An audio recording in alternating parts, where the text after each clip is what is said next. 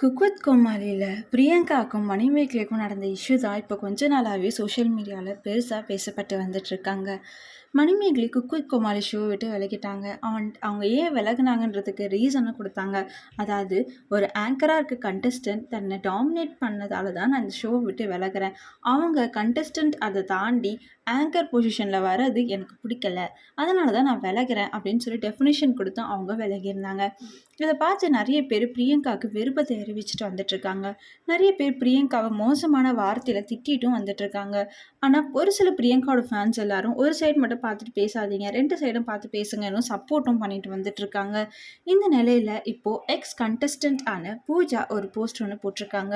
அந்த போஸ்ட்டில் என்ன இருந்துச்சு அப்படின்னா, இந்த மக்களுக்கு பீப்புளை எப்படி வெறுக்காமல் லவ் கொடுக்கறதுன்னு தெரியாது போல். உங்களோட ஃபேவரட் பர்சனை சப்போர்ட் பண்ணுறது கரெக்டு தான், அதை எதுவுமே சொல்லலை. ஆனால் மற்றவங்கள அசிங்கப்படுத்தாதீங்க. நீங்கள் யூஸ் பண்ணுற வேர்ட்ஸை வச்சு மற்றவங்கள காயப்படுத்தாதீங்க.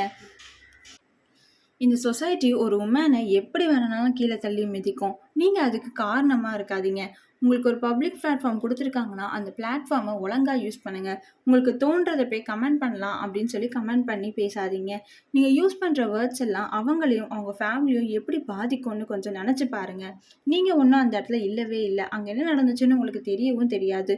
ஒரு சைடை மட்டும் பார்த்துட்டு அவங்களோட கேரக்டரை அசாசினேட் பண்ணாதீங்க. அது மட்டும் இல்லை, நீங்கள் டிவியில் வெறும் 3 மணி நேரமோ 2 மணி நேரம் தான் பார்க்க போகிறீங்க. ஆனால் அதை தாண்டி அங்கே என்ன நடக்குதுன்றது உங்களுக்கு எதுவுமே தெரியாது. தெரியாமலே வேர்ட்ஸை யூஸ் பண்ணி பேசாதீங்க. சோஷியல் மீடியான்றது ஒரு பவர்ஃபுல்லான ஒரு பிளாட்ஃபார்ம். அந்த பிளாட்ஃபார்மை கரெக்டாக யூஸ் பண்ணுங்கள். ஒருத்தவங்களை கீழே தள்ளுறதுக்கு யூஸ் பண்ணாதீங்க. ஸோ எல்லார்கிட்டையும் கைண்டாக இருங்க ப்ளீஸ். வெறுப்பை மட்டும் பரப்பாதீங்க. அடுத்தவங்களோட சோகத்துக்கு நீங்கள் காரணமாக இருக்காதீங்க. அடுத்தவங்களோட ஆப்பர்ச்சுனிட்டி அழிஞ்சு போகிறதுக்கு நீங்கள் ரீசனாக இருக்காதீங்க.